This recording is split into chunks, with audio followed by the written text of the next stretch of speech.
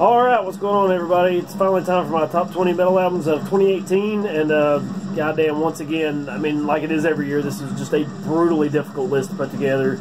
I know I did at least, what, 4 or 5, maybe even 6 different drafts of this, so, you know, and I guarantee you, it's by the time you're seeing this video, I probably completely hate this list, but you know what, it's got to get recorded or it'll never get done, so the way it's set up is the way it is. I'm already having second thoughts about it, but hell with it, let's just fucking do it and get it done, and that'll be it. So, real quick, we'll do a few honorable mentions. Listen to Deicide-Overtures of Blasphemy, really good album from this year, so I figured it'd be kind of cool to have a 2018 release as a soundtrack. It was a really good album. I don't know why, I just didn't really, you know, it wasn't top 20 material, obviously, so that's just my opinion on it, but killer album. So a few that just did not quite make the cut, and I left the some more of the honorable mentions in my last video. If you want to go check that out, I'll leave a link below. It was mainly stuff that I didn't get around to picking up, and a few ones that I had. Yeah, a few that I did get, and a whole bunch that I just didn't get around to picking up. But anyway, these are like the main 3 that just missed out. Innumerable Forms, Punishment in Flesh. I don't know, it was really good. I think I just didn't spend enough time with it to really kind of dissect it and really get through it and all that kind of stuff. I mean, really solid album, but I probably only listened to it maybe 5 or 6 times, so I didn't think it was just that up to par. This one I thought for sure was going to make it, but so much stuff just kind of came along and knocked it out. It's Necros, Christos-Domedon, Doxomedon. I can never say that correctly. Did I even say it right this time? I guess I did. Really ambitious album. I mean, a whole lot going on, a lot to get through. I think this is well over like 2.5 hours or something like that. Packaged really well, really cool album, but I don't know, just so much more came along that I was like, yes, this has to be on, and then it just kind of got pushed back, so which is kind of unfortunate. I really love that album. And this is another one I just didn't spend a lot of time with. Also, kind of like with Innumerable Forms, again, probably 5 or 6 listens. Maybe 7. I mean, it's somewhere in there, just not enough to really dissect it and kind of give it a proper spot. But Scorched, I can never say this right either. Ecliptic Butchery. I always want to say epileptic. Really fucking just brutally nasty death metal out of Philadelphia or the Philly area, Delaware maybe, something like that. But yeah, really killer album. Just again, just not a lot of time spent with it, enough to really kind of justify it, I guess. Alright, so this is it. This is my top 20. This is the order I could best put them in, and it make enough sense for me. And again, I'll probably hate this by the time you're seeing it, but it's whatever. So I may blow through these just because I don't want this to be like, you know, a half-hour video. It's probably going to be close anyway because some of these I'm just drooling over. Number 20, a really, really cool album. Turkish death metal, I believe. This is Burial Invocation with Abiogenesis. Solid release, old school style with like some modern progressions to it. Really, really sick guitar tone. I love the way the guitars sound on this. Just excellent riffs, a really nice blend of groove and technicality. It's just an album that really gets better every time you listen to it. And I just thought 20 was a kind of good spot for it. Just kind of barely cracking the top 20, but really, really good release. I don't want to make it sound like it's not great, because it is. This one, like I was talking about with the honorable mentions, this is one I don't know why. I think I got this one when a lot of I was getting a lot of stuff at the time, so this kind of got pushed back. But it's a really, really good album, and I loved this when it came out. So I'm glad I was at least able to get it on the list. At 19, we have Ghastly-Death Velour, wonderfully well written death metal out of Finland. Yeah, I believe it's out of Finland. It's both really kind of hypnotic and pummeling all at the same time. It's got a really kind of like haunting, psychedelic kind of vibe to it, and it's kind of layered on top of that old school foundation. So I guess I would describe it as like a beautiful nightmare in the way they're kind of, I don't want to say it's atmospheric, but it's just kind of got this odd vibe to it. It's a really, really solid release. So Ghastly, number 19. 18, I'm shocked this didn't get higher, and looking at it now, it probably should be, but again, you know, you just, once the list is set, you just kind of got to go for it. Wayfarer at 18, yes. World's Blood, amazing black metal out of Colorado, really kind of themed around the American Old West and like the struggles of the Native Americans and just the kind of struggle of being out there in the prairie and the deserts and the mountains and shit. I hate the packaging of this, by the way, but it's whatever.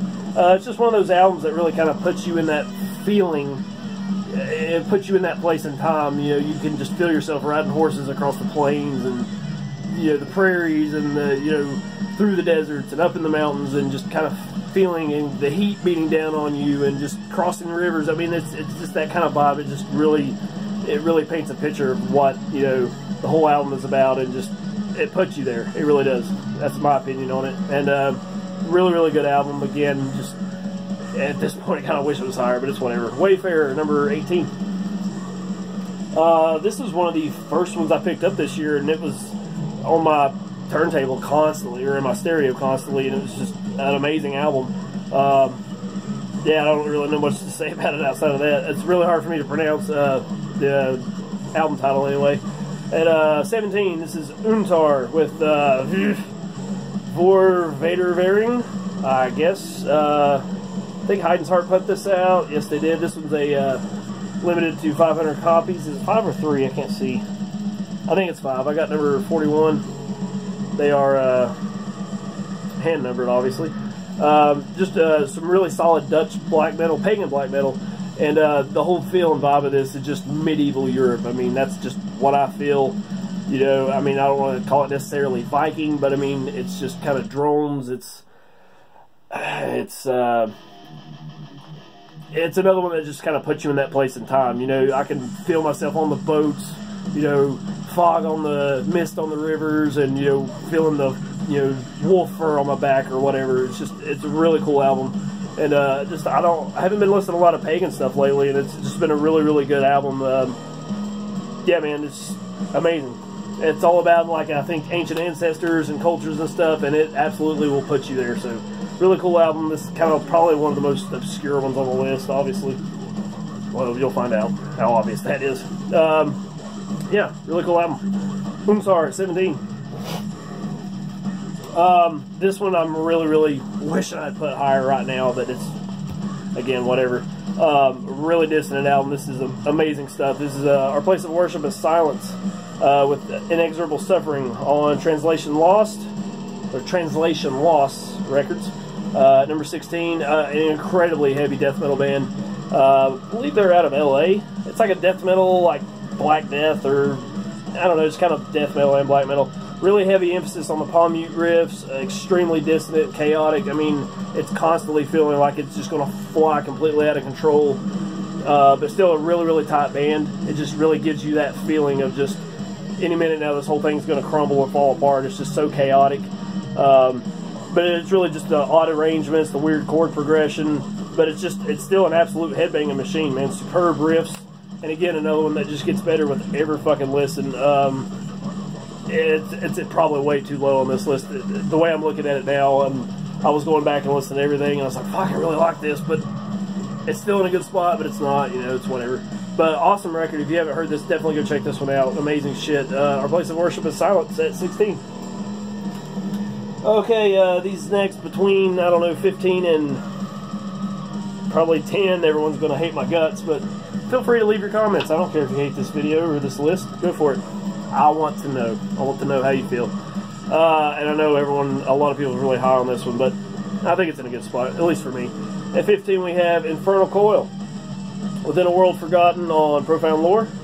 And there's a lot of Profound Lore on this fucking list. One of the most ferocious albums of the year, in my opinion. It's so fucking violent.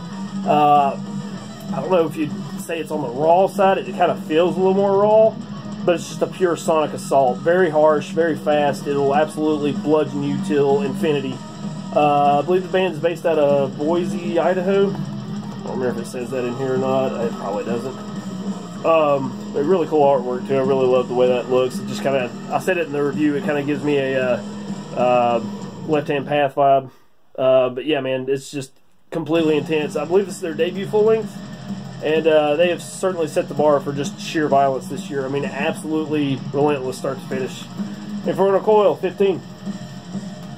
The hate will truly begin on this one because everyone will say this one's low. A lot of people will anyway, especially with the one that's following it is already getting a lot of hate, but I don't give a fuck. What are we on? 14? Tomb Mold, Manner of Infinite Forms. What the fuck? Should be higher. Sorry. Awesome death metal out of Toronto, I believe. Really dirty sound. Really dirty, and I love the way that comes off. It's got some doom elements to it, very disharmonious at times. It still has really great riffs, great leads, great soloing. It's still very hooky. It's a little bit proggy too. It is dissonant, but it flows in the same kind of style, which is common in, like, I don't know, finished death metal. You definitely have a an abhorrence influence in here. You can definitely kind of hear that sound. But yeah, I mean, if it sounds odd, if you haven't listened to this, definitely go check out Abyss Walker. You won't be disappointed. If you don't fall in love with this album right then I don't know what to tell you, man. It's a really, really good album. There's just so much stuff that came out that I just liked a little bit better. So I apologize for all the Tomb people fucking sucking their dick and everything this year. But not to knock them, it's a fucking great album. Great fucking album. So Tomb, you're only at 14, but it's whatever. Alright. 13. I don't know how a lot of people feel about this. A lot of people will say, certain other bands have done it better. That's fine. This is just my opinion. So, obviously. But, especially following Tomb, I think I'm going to get a lot of hate for this, but it's whatever. At 13, we have Wada, Cult of a Dying Sun. The absolute mesmerizing, beautiful fucking follow-up to Devoid of Light. Just killer melodic black metal out of Oregon. It's obviously very much on that Magua influence, and a lot of people will say they've done it way better, which, you got an argument there for certain, but if you like Magua, there's no reason not to like this. I mean, it's absolutely breathtaking. The songwriting in here is fucking superb. The arrangements are great, and I'm a sucker for grooves, so, and they certainly deliver on that, bar none. I mean, every riff means something. The drum hooks are fucking flawless. Just a fantastic album. And honestly, I could see this being a little bit higher on my list, but I feel like the last half of the album was just a bit weak in comparison to the first. Because the first three songs, I mean, Purging Fire, Snakes and Vultures, Cult of a Dying Sun, they are absolutely perfect fucking songs in my opinion. I mean, the groove is just epic. Every single fucking riff is killer. It's amazing. It's amazing shit. But I just think it slightly falls apart towards the end of that. I don't want to say it falls apart. It's just weak in comparison. And especially after listening to Devoid of Light, every fucking song is killer. Yeah, that's kind of where I'm going at with that. So it could have been higher, but I think 13's a good spot. So, Wada, Cult of a Dying Sun. Comes on a cool slipcase, too. This one. Another one that people are going to hate me for, but this has been pegged as a lot of people's album of the year, which I think this is really good, and it's steadily climbed up through the list, and if I had another month or two to work on this, it would probably be way up there. But right now, as I'm recording this, 12's a good spot for it for me. This is, I'll try to pronounce it, Moenen of Xezbeth at 12. Ancient Spells of Darkness, came out on Nuclear War Now. It's Belgian black metal with like heavy emphasis on the synth. And like an idiot in my review, I was saying it kind of almost feels like a dungeon synth album. It's nothing like a dungeon synth album. I'm just having an off day, I guess. To me, it reminds me a lot of like the early Graveland material, like the early demos, like the Celtic Winter, for example. It kind of reminds me of that, at least in terms of the riffage and the overall sound of it, but just with more synth. Absolutely love the guitar tone on this. The fuzz, in my opinion, really makes this album. The synth is great, but the fuzz is where it is for me, and I think it just really gives it a little bit more of a dirty, gnarly vibe, if you know what I mean. Yeah, I mean, it's another one for me that just gets better every time I listen. I always hear something I didn't notice before. There's something always popping up that grabs me and, makes me kind of fall in love with this a little bit more. So, I mean, give me another month and I guarantee this could have been top 10 or even higher. So, and I kind of picked this up late. I know everyone else was picking it up way before I did. So, it just one I got around to a little bit later than I probably should have, but it's whatever. So, that's Moenen of Xezbeth, I guess, at number 12. Okay, number 11. I know a lot of people were jumping on this early on, and then it just kind of the hype for it faded out a little bit. But I still think it's a very cool album, very infectious death metal. It's Torture Rack at number 11 with Malefic, Humiliation, Malefic, whatever. Like I said, one of the most infectious albums of the year for me. Incredible hooks. I mean, it sounds so fucking feral, man. It just sounds like a raw fucking dog tearing your ass apart, it's just a straight up disgusting album. Each instrument is very pronounced in the mix, and I could argue that this is the best produced album of the year, at least for me. In my opinion, I love the way this fucking sounds. It's just a phenomenal recording. You know, you got the guitars are way up, the bass is way up, and it's still a really, really tight band. You know, it's really cool that they can put out just a gnarly, disgusting, putrid, revolting album, still being really tight, and the recording just kind of all brings that together. So I don't know how high this is going to be on a lot of people's list, but those three things combined are really what made this album for me. It's amazing shit. So, Torture Rack at number 11. Alright, 15 minutes in, we're cracking the top 10. Hopefully we can get through this under 30 minutes. And this is one that just zoomed up the fucking list as soon as I picked it up. Every time I listened, I was like, I don't know how this is coming up so fast, but I don't know, I just fell in love with it. At 10, we have Outer Heaven, Realms of Eternal Decay, put out on Relapse. Amazing death metal out of Philadelphia. Another album that's just loaded to the gills with riffs. Definitely have a Gate Creeper vibe on here, so you can definitely kind of feel that. There's definitely a Doom influence, but they also will break out the hardcore riff every now and then, which is, it seems like it'd be weird, but the way they blend all that together, just, it sounds fucking amazing, especially with the just utter heaviness that they put out, man. Tons of fucking groove, disgusting production. It's still kind of got that slight raw quality to it. And if we're talking cover art, this is my cover art of the year for fucking sure, man. So much detail in this. It just looks absolutely amazing. But what really matters is the music, and that's what we're judging here. So in terms of music, fucking great. It definitely cracks the top 10 for me. Again, another album that could probably go up a little more had I had more time with it. So fucking killer, man. Outer Heaven, if you haven't heard this, definitely go check this out. Number 9, an album that I thought for sure was going to be top 3, and it just kind of ended up where it did. And it's probably where I got it so early in the year, just didn't spend enough time with it after I got so much other stuff in. I don't know, man. I think 9's a good spot. But this is Veiled with Black Celestial Orbs. I think Iron Bonehead put this out. Yeah, it's black metal out of Pennsylvania, and it's really pretty much straightforward black metal. I don't know if I showed you the back or not. It's got those long, drawn-out riffs, but they still never get stale. Really creates some really beautiful atmosphere, but it's a very bleak album, to say the least.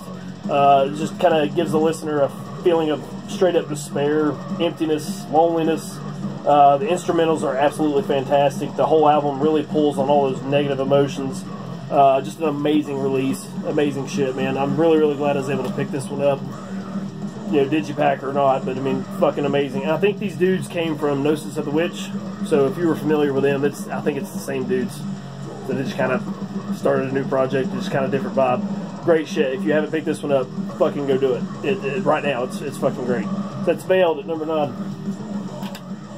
And number 8, I've not really been active on YouTube, at least in terms of watching a lot of videos, but I have heard no one talking about this one. I'm sure they have, but I mean, this is one that I thought was going to be like, may not even make the list, and then I went back and re-listened to it a couple times. It was like, holy god, this has to be up there.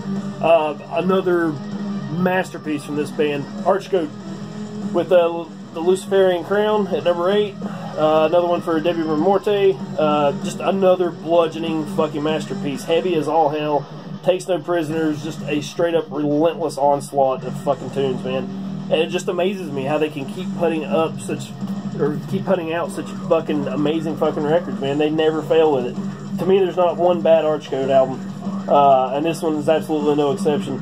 And again, I wasn't sure where to place this one initially, since I had it out. Wasn't sure where to place this one initially, but I mean, after going back and listening to it, it's like, it has to be top 10. It just fucking has to. It's just, it will beat the fuck out of you, and it's just, you can't go wrong with Archgoat, in my opinion. So there you go. Archgoat, number 8. This is one, again, I said in, I think it was my last channel, or my last collection update, that I'd forgotten to show, and it's, after going back and listening to it again and again and again, it's like, it blows me away every time I listen to it. So we have the dual album from Panopticon, The Scars of Man on the Once Nameless Wilderness, parts 1 and 2, obviously. On Benderin Records. I said in my review, I mean, there's absolutely no half listening to this. Once you start, you are committing to finishing it. and it's almost like you're forced to listen to it, pretty much. You know what I mean? That is. So some of the most beautiful, just music in general I've heard all year. The black metal, the folk, and the bluegrass mesh together extremely well. Definitely paints an absolute gorgeous picture of the Appalachians and living in the woods. And like I also said in the review, I mean, I know this isn't what we're looking at here, but it's just definitely so relatable for me, because I can walk out my front door or my back door or anywhere and just look out across the yard, and there's the mountains right there. I roam the woods all the time. I grew up listening to bluegrass because it's just around me. I mean, this is an album that feels like my childhood and feels like my existence living where I live. So, I mean, so I have that aspect of it, but I mean, it's still just amazing fucking music, and Austin Lund's put out another fucking masterpiece. So, probably should have been a little bit higher, but I mean, these last 6 are just fucking slayed it for me. So, Panopticon at number 7. Alright, so I may catch some flack for this one just because, but I don't give a fuck. It's absolutely amazing. From the moment I heard it, I was like, it has to be on the list. It just has to. This is Dauþuz at number 6 with Destroyer-Bestial Fluch, I guess. It's old Germanic. I think Dauþuz means death, and the other one, the Dwarves Curse. That's just what I call it, the Dwarves Curse. It's old Germanic as far as I understand it. And this one just blew me away when I first got it.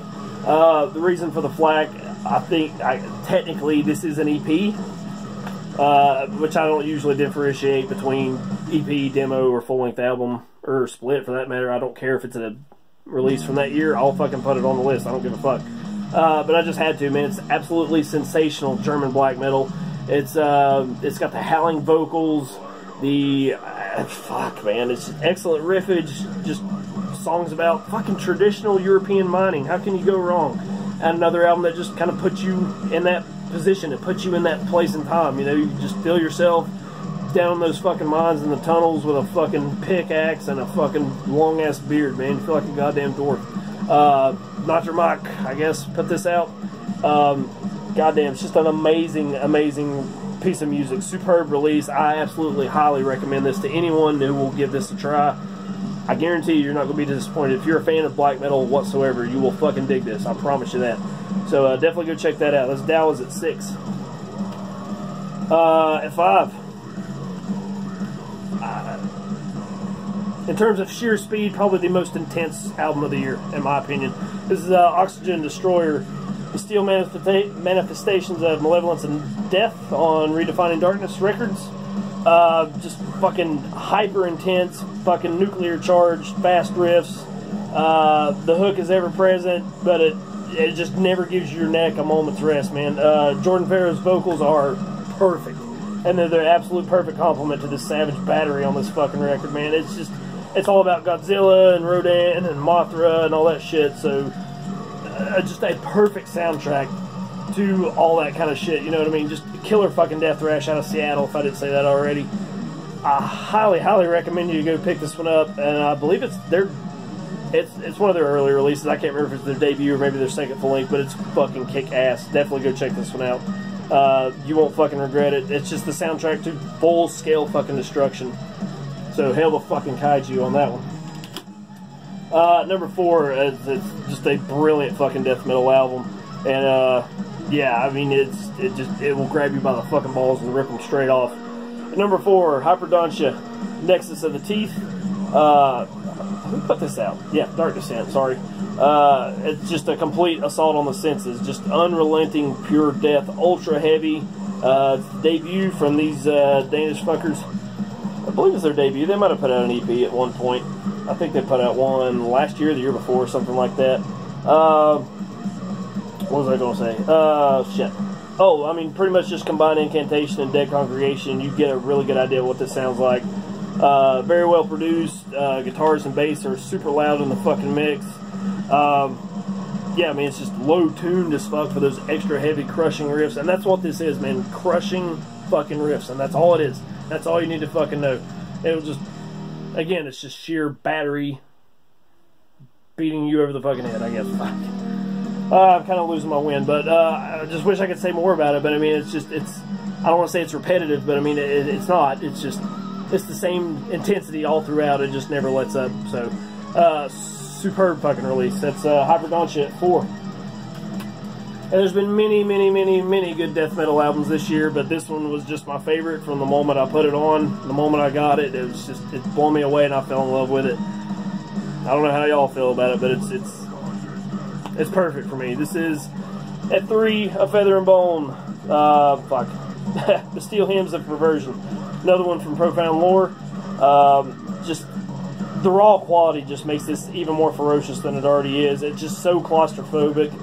Perfect guitars. The bass has that putrid, old school fuzzy feel and sound to it.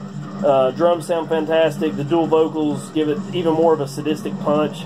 I don't know. It's like listening to like a war fought between people with battle axes and nothing else. It's just fucking hacking.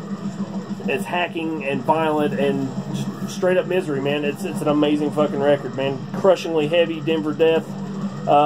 Surprisingly very varied. It never really gets repetitious. It's just fucking maniacal. I'm absolutely in love with this album. So, A Feather and Bone at 3. And this one, I really thought this was going to be number 1. There was just one more that kind of snuck up and took its spot, but when I listened to this, I thought for sure it was going to be number 1, but it just didn't make it. At number 2, we have None. Life's Gone On Long Enough. Yeah, just amazing atmospheric black metal out of Portland. Really chilling and depressive with soft melodies, that do a really good job of kind of intertwining with the harsh guitars. Fucking, I don't know, it just really gives that feeling of emptiness like on the Veiled album, but just being completely numb to all existence. I don't know. I just kind of imagine, standing up in the mountains or something, and the fog's rolling by, and you're just fucking numb to everything. It's like you don't give a fuck, and that's just kind of the feeling of this album. Like, just there is no point to this, and it's very dreary. It really tugs on those emotional heartstrings, probably better than anything else I've listened to this year. Just really captures the atmosphere and the beauty and the sorrow and just all that shit all at once. I mean, it's harsh and beautiful at the same time. It's just an amazing record, and I just was surprised it did not make number 1. I fucking am in love with this album for sure. So I don't know what else to say. That's None. Life's Gone On Long Enough. If you haven't got this, I feel for you. But there was one, and there had to be one that would take the top spot. And it's time for Saccage to go on its way, because it's time for a new champion. And that one is, at number 1, Spectral Wound, Infernal Decadence on, Vendetta Records. And I knew from the very first time I listened to this was going to be number 1. It blew me away that much from the first fucking time I listened to this all the way through. I mean, goddamn.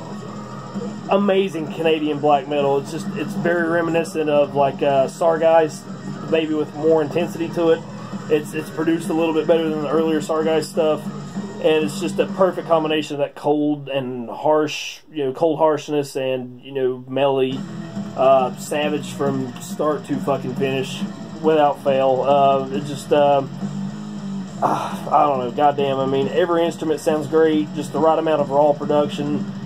I mean, just listen to Black Satanic Glamour, and if you don't fall in love with this absolutely immediately, then I've failed you as a reviewer. I don't know what to tell you. I mean, incredibly tight band playing their own rendition of that classic Finnish sound. No question it's album of the year for me. I've listened to this so much, it's just been non-stop in my stereo. I've been shaving my head, like, what am I going to listen to? Oh yeah, we're going to listen to Spectral Wound just because it's fucking awesome. So, Spectral Wound, number 1. And that's it for me, you guys. I hope you enjoyed the list. If you hated it, let me know in the comments. But this one was a fucking brutal one to put together, and I'm already regretting a lot of it. But it is what it is. I had a lot of fun with it this year. 2019 will hopefully be a much more productive year for me. I really appreciate all the support everyone's giving me and who's staying with me, and I look forward to really putting out some good shit next year. And we'll get consistent. I fucking promise you that. So thank you guys so much for watching and supporting. Hope you enjoyed this, and we'll see you in 2019.